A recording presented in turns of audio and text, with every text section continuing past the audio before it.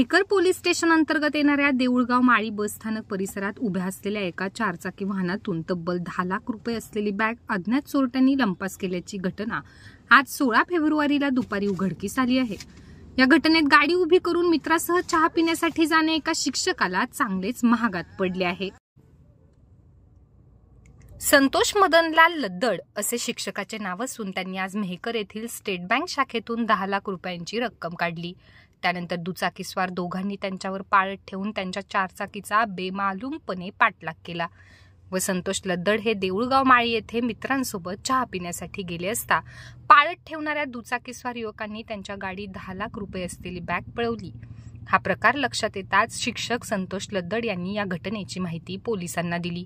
घटनेची माहिती मिळताच मेहकर पोलिसांनी घटनास्थळी धाव घेतली व परिसरातील सीसीटीव्ही फुटेज तपासले असता त्यांना सदर 2 दुचाकीस्वार दिसून आले। पुढील तपास उपविभागीय पोलीस अधिकारी प्रदीप पाटील यांच्या मार्गदर्शनाखाली मेहकर पोलीस ठाण्याचे राजेश शिंगोटे करीत आहेत। घटनेनंतर पोलिसांकडून संपूर्ण जिल्ह्यात नाकाबंदी करण्यात आली होती, मात्र अद्याप आरोपी पोलिसांच्या हाती लागलेले नाहीत। जिल्ह्यात पैसे असलेल्या बॅग पळवण्याच्या घटनांमध्ये मोठी वाढ झाल्याचे दिसून येते।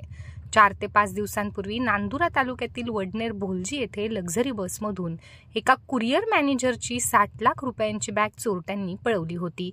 त्यानंतर बुधवारी रात्री अंढेरा परिसरात राजुरी स्टील कंपनीचे मुनीम वसुली करून परत जालन्याकडे जात असताना दरोडेखोरांनी त्यांची गाडी अडवून 27 लाख रुपयांची रोकड लुटून नेली। या घटना ताज्या असतानाच आज पुन्हा 10 लाख रुपयांची रोकड चोरट्यांनी पळवल्याने जिल्ह्यात खळबळ निर्माण झाली आहे।